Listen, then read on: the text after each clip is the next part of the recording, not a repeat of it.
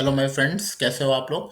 तो अब हम 2019 में जो क्वेश्चन पूछा गया था, सेकंड क्वेश्चन, इसको हम लोग देख लेते हैं। ठीक है, तो इसको कैसे करना है। ये एक R12 का BCRS साइकिल है। ठीक है, एक BCRS साइकिल है जिसमें हमने कौन सा रेफ्रिजरेंट यूज़ किया है, R12 रेफ्रिजरेंट को हमने यूज़ किया हुआ है। ठीक है, और इसमें जो कंडेंसिंग टेम्परेचर कितना दिया हुआ है, 50 डिग्री सेल्सियस, और जो रेफ्रिजरेशन कैपेसिटी है वो कितनी दी हुई है, 7 टन की। ठीक है, जो लिक्विड लीव हो रहा है कंडेंसर से वो कैसा है, सेचुरेटेड लिक्विड है, और जो कंप्रेशन है कैसा है, आइसेंट्रोपिक है। हमें रेफ्रिजरेंट फ्लो रेट निकालना है, पावर रिक्वायर्ड निकालनी है, और सीओपी निकालना है। ठीक है, और COP at the end of isentropic compression is 210। ठीक है, तो सबसे पहले हम इसमें वीसीआरएस साइकिल ड्रॉ कर लेते हैं टीएस डायग्राम के ऊपर। ठीक है, तो ये है ये टी एक्सिस हो जाएगी यानी कि टेम्परेचर, ये हो जाएगी हमारी एस एक्सिस यानी कि एंट्रोपी, और ठीक है, और ये हमारा टी एस डायग्राम हो जाएगा। इसमें उसने हमें बता रखा है लिक्विड जो लीव कर रही है वो सेचुरेटेड लिक्विड है, और कंप्रेशन कैसा है, आइसेंट्रोपिक है। ठीक है, तो इसमें ये हमारी स्ट्रेट लाइन हो जाएगी। ठीक है, और ये इंक्लाइंड लाइन हो जाएगी। ये पॉइंट यहाँ पे लाई करेगा, और इस तरह से हमारा एक्सपेंशन होगा। ठीक है, ये पॉइंट 1 हो जाएगा, ये 2 हो जाएगा, ये 3 हो जाएगा, और ये पॉइंट 4 हो जाएगा। ठीक है, और जो मूवमेंट होगा वो इस तरह से हमारा मूवमेंट होगा। ठीक है, तो अब सबसे पहले इसने रेफ्रिजरेशन फ्लो रेट पूछा है, उसके लिए उसने हमें रेफ्रिजरेशन कैपेसिटी दे रखी है। रेफ्रिजरेशन कैपेसिटी हमें कितनी दी हुई है, रेफ्रिजरेशन रेफ्रिजरेशन जो रेफ्रिजरेशन कैपेसिटी है वो हमें कितनी दी हुई है, 7 टन। ठीक है, और 1 टन इज इक्वल टू कितना होता है, 3.5 किलोवाट। ठीक है, तो हमारा ये कितना हो जाएगा, 7 × 3.5 kilowatt is equal to mass flow rate of refrigerant multiplied by H1 - H4। ठीक है, H1 - H4। नाउ जो H1 है हमारा, अब यहाँ पे देखिए दो होंगे, दो दिए हुए हैं। ठीक है, ये एक लिक्विड के लिए दिया हुआ है, इसको हम HF से डिनोट करते हैं, और वेपर जो है इसको हम लोग HG से रिप्रेजेंट करते हैं। ठीक है, तो ये हमारा कंडेंसिंग टेम्परेचर के लिए, ये हमारा एवोपरेटिंग टेम्परेचर के लिए है। तो इसमें H1 कितना हो जाएगा, ये हो जाएगा हमारा H1।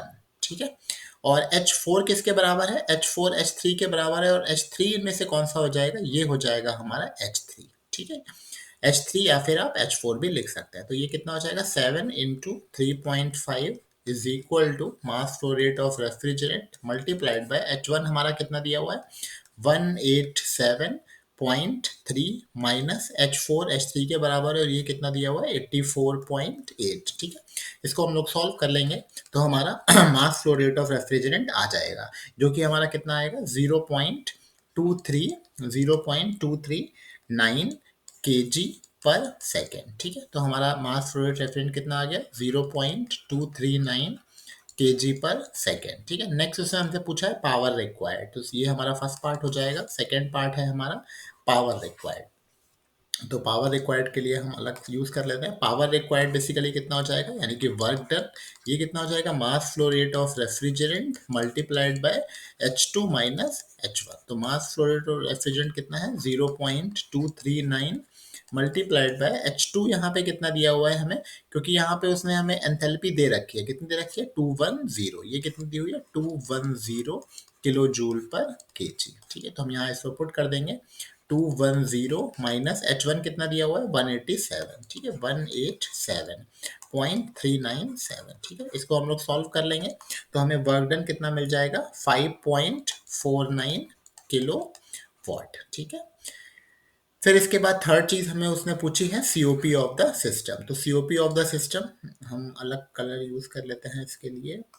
ठीक है, तो सीओपी हमारा कितना हो जाएगा, सीओपी ऑफ सिस्टम कितना होता है, refrigeration effect divide by power of the system, या power required to run the compressor. तो रेफ्रिजरेशन अफेक्ट हमारा कितना है, रेफ्रिजरेशन अफेक्ट है हमारा 7 × 3.5, और पावर रिक्वायर्ड कितना है, 5.49। ठीक है, इसको हम लोग सॉल्व कर लेंगे तो हमारा जो सीओपी है वो आ जाएगा। आप इसको करके देख लीजिए, मैं भी इसको एक बार कर लेता हूँ।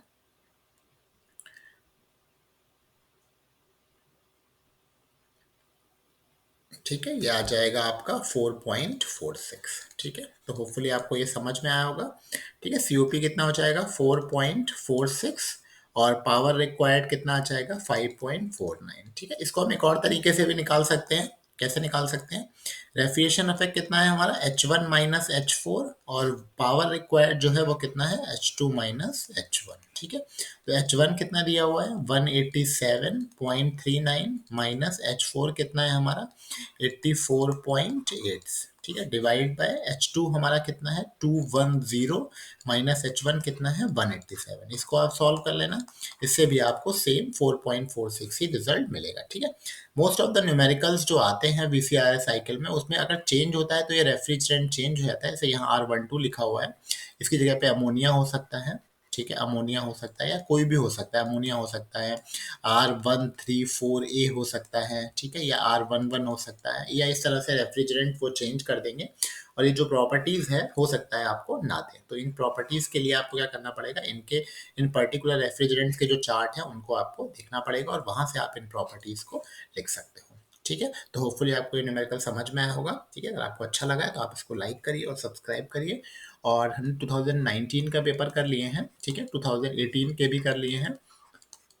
2020 में कोई न्यूमेरिकल एज सच नहीं पूछा गया था, और 2021 में ऑब्जेक्टिव टाइप पेपर हुआ था। ठीक है, और 2022 के पेपर भी हमने कर लिए हैं। ठीक है, तो अब इसके बाद हम लोग इसके पहले के यानी कि 2017 के पेपर देखेंगे। ठीक है, और ऐसे ही हम लोग पीछे की तरफ देखते जाएंगे, ताकि सारे जो रेफ्रिजरेशन के पेपर्स हैं वो पूरे हो जाएं। ठीक है, तो ओके, थैंक यू।